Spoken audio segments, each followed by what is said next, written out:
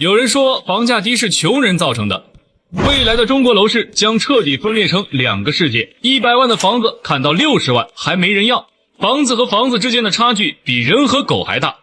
一夜兴，百业旺，这一夜说的就是房地产行业，可以说楼市稳则百业的兴就稳一半。听财阀一席话，如听一席话。2026年国家说百业兴靠楼市稳，到底要怎么个稳法？你的房子到底属于哪个世界？首先咱们得戳破一个美丽的幻觉，很多老家亲戚可能会兴奋地告诉你，快回来买房吧，咱们这房价稳住了，不跌了。请你一定保持冷静，并理解这2个字的本质，停跌不等于企稳，更不等于要涨，它更像是一种有价无市的状态。什么意思呢？就是房东们经过前几年的毒打，心气儿被打没了，也打疲了，不再恐慌性的砸盘卖房了，价格就僵在那儿。但是另一边，买家彻底消失了。为什么消失？数据不说谎，一些3、4线城市的房子从盖好到卖完的周期超过了24个月。就是说，就算现在一套新房也不盖，光是卖掉现有的库存就得2年以上。而健康的市场，这个周期一般在12到15个月。这背后是残酷的人口和产业逻辑，年轻人、有钱人、有想法的人持续往大城市、都市圈跑，老家县城留下的是更少的购房需求和一大堆空荡荡的房子。所以那个停住的价格不是市场博弈出来的底部，而更像是一潭死水，水面之下是难以流动的资产。面对这么个上半身发烧下半身冰凉的巨人体格，国家在2026年开年就下了猛药，而且思路极其清晰。第一招，政府当超级买家，直接去库存，这是今年最核心最有力的一招。中央经济工作会议白纸黑字写着，鼓励收购存量商品房，重点用于保障性住房。别小看这句话，威力巨大。简单说，就是地方政府或国企下场，直接用真金白银去收购那些卖不动的商品房，然后变成保障房、人才公寓、拆迁安置房。专家估计，光这一招就可能让部分城市的房子去划周期缩短4到6个月，这既是救开发商，更是救市场，一举多得。第二招，严控增量，不许再失血。抢救的同时必须立刻止血，所以政策强调因城施策控增量。对于人口流失、房子严重过剩的3、4线城市，未来新增住宅用地供应会被严格限制。翻译成人话就是孩子都养不活了，就别再生了。从源头上杜绝新的库存压力。第三招，逼行业转型。国家在2026年反复提有序推进好房子建设，未来的房子不能只是遮风挡雨的水泥盒子，得更宜居、更智能、更绿色。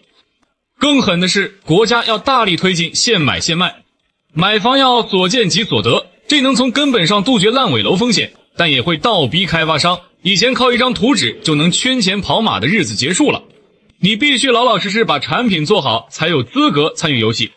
这一套组合拳下来，目标非常明确，让楼市先活下去，再健康的站起来，最后要稳健的走起来。因为楼市背后连着几十个相关行业稳住楼市，从来不只是为了开发商，更是为了背后庞杂的产业网络和千家万户的生计，它真的不能倒。理解了国家层面的稳，咱们再看个人的选择，核心就一个字，分化未来的。中国楼市将彻底分裂成2个世界，玩法完全不同。1线和强2线城市依旧是最好的市场，这里的任务不是去库存，而是提升质量。大家买房越来越挑剔了，非核心地段、房龄老、没电梯、没好物业的老破小，正在以肉眼可见的速度贬值。相反，那些地段好、品质高、物业好的好房子才更能扛得住波动。买这里的房子，你买的不仅仅是个住所，更是城市稀缺的资源包和未来的潜力。而普通3、4线房子买来就是住的，在这里买房，请彻底忘掉投资增值的幻想。它就像你买的一辆车，是纯粹的消费品，会慢慢折旧，它的价值仅在于为你和家人提供一个安稳的栖身之所。如果你在这里自住没问题，但如果你想靠它赚钱，那大概率会失望。所以请对你手中的房产做一次冷酷的体检，它到底属于哪个世界？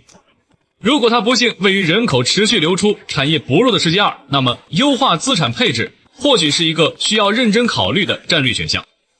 聊了这么多，大家最关心的还是未来的房价到底会怎么走。对于1、2线核心城市，房价大概率会进入一个稳中有升的慢车道，跌不太容易，因为需求的基本盘还在，想复制过去那种暴涨神话更是不可能，因为房住不炒的基调从未改变。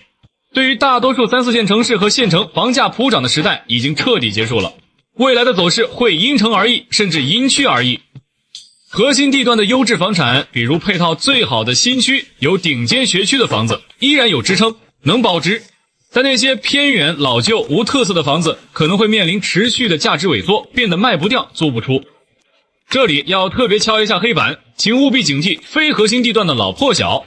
根据市场数据，部分3、4线城市这类房子年跌幅可能达到 8%、-12%， 而且挂牌半年都未必卖得掉。它们很可能成为未来贬值最快的主要资产之一。面对这样一个全新的楼市格局，我们普通人该怎么应对？如果你是刚需，心态要放平，在3、4线城市买房，首先是为了住，而不是为了赚。在自己的能力范围内，选择那个通行方便、住着舒服、品质靠谱的，就是最好的选择。2026到2027年，政策环境相对宽松，可能是一个不错的观察窗口期。但如果你手里有多余的非优质的房产，是时候重新评估了。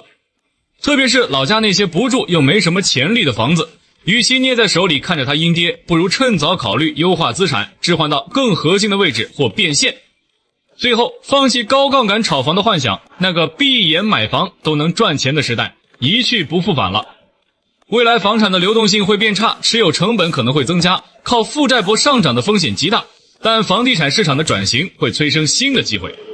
新能源汽车火了，需要新建厂房和研发中心吧？物流网络升级，需要更智能的仓储吧？生物医药要发展，需要专门的实验室吧？这些都不是传统的住宅，但都是实实在在的房地产需求。这些领域的职业和投资机会，可能比单纯买卖住宅更有前景。对于我们每个人来说，看懂这种趋势，放下对房价的惯性焦虑，或许才能更从容地做出关于家的决定。